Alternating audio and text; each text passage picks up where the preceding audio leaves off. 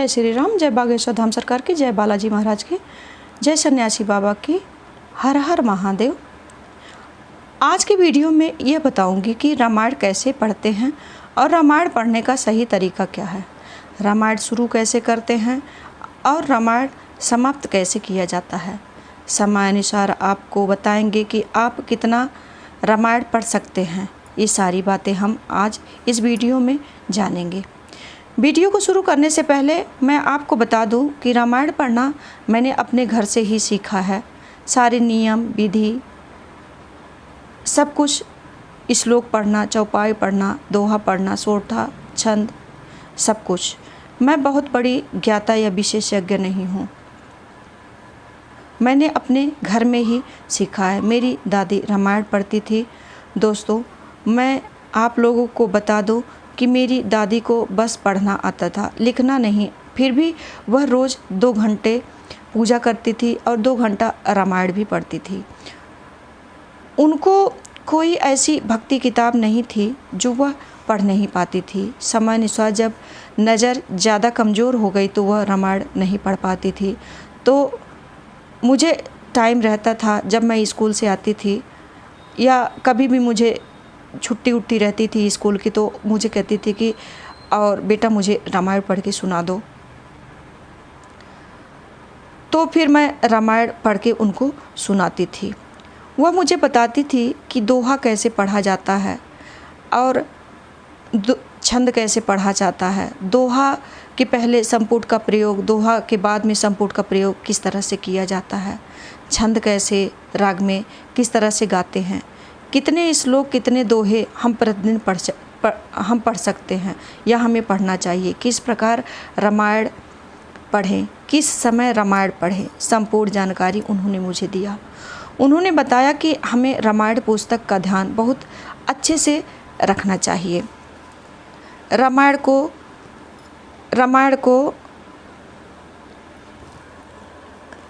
को लाल या गुलाबी वस्त्र में लपेट कर रखना चाहिए।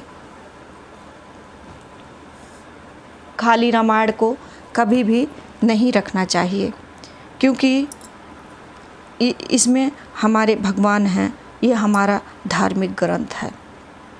दोस्तों, बाज़ार में बहुत से वस्त्र मिल जाते हैं साटन कपड़े में, जो रेशमी, मुलायम और चमकदार होता है। मेरी दादी तो रामायण का कवर बनाती थी, जैसे झूला होता है उसी तरह से वो कवर बनाती थी, उसी में रामायण को रखती थी।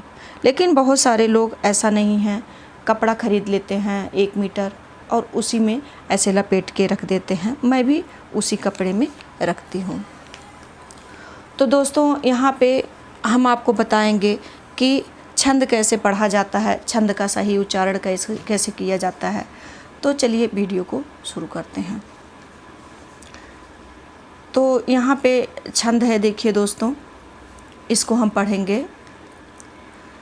देवी पूजी पद कमल तुम्हारे, सुर नर मुनि सब हों सुखारे, भाग विवेक सहाय सहित, सो सुभट भुजंग मही मुरे, सदग्रंथ पर वत कंदर नहीं, महु जाइते ही अवसर दूरे, होनिहार का करतार को, रखवार जग खर भर परा, दुई मात कही रतनाथ जय कहु, कोपी कर धनु सरुधरा, भाग्यो विवेक सहाय सहित, सो सुभट संजुग मही मुरे, सदग्रंथ पर्वत कंदरहि, महु जाहित ही अवसर दूरे, हुई निहार का करतार को, रखवारे खर भरु परा, दुई माथ कही रतिनाथ जय कहु, कोपी कर धनुष धरा, दोस्तों कभी कभी राग इधर उधर हो जाता है कि क्योंकि हम भूल जाते हैं। इसी तरह से छंद का राग आपको पढ़ना है। उसके बाद यहाँ पे देखिए दोहा आ गया, तो दोहा के पहले हम इस चौपाई का या संपूर्ण का प्रयोग करेंगे।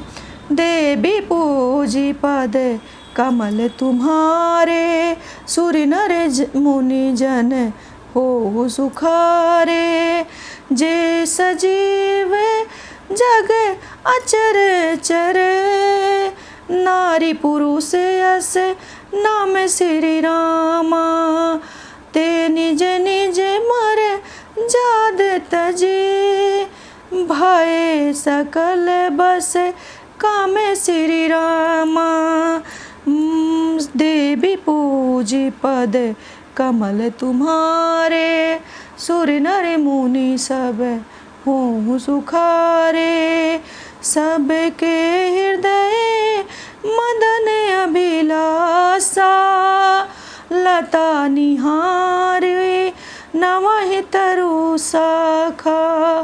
नदी उमगियम बुध कहो धाई, संगम करही तलाउ तराई।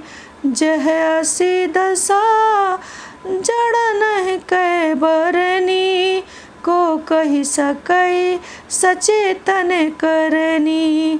पशु पक्षी नभ जल थल चारी, भय काम बस समय बिसारी।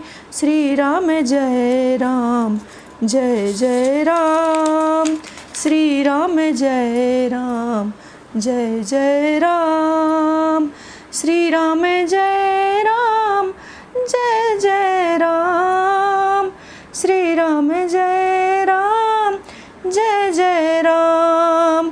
मदन अंध व्याकुल सब लोका, निस्दुन नहीं आओ लोक कहीं को का।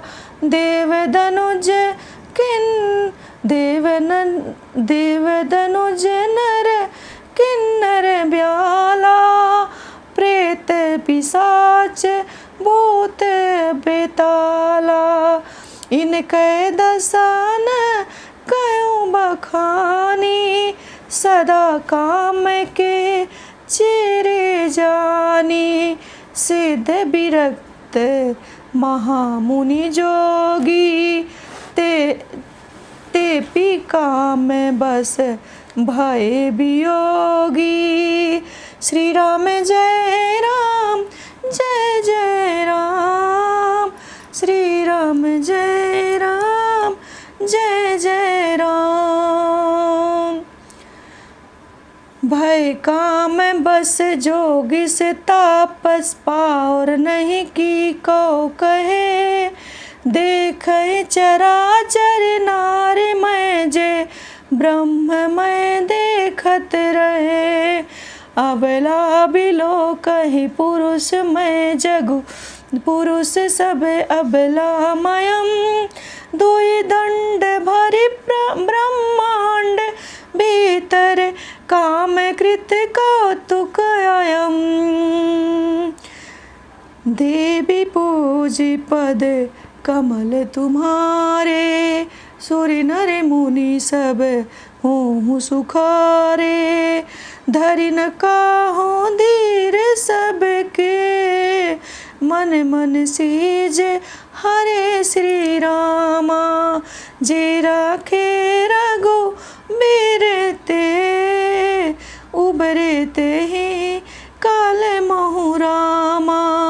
श्री राम जय राम जय जय राम। अब हम अपने पाठ को यहीं विश्राम कर देते हैं। यह रामचरितमानस का बाल कांड का यहाँ पे हम दोहा पढ़ रहे थे। ये सोरठा है। इसी पे हम अपने पाठ को समाप्त करते हैं। नमस्कार।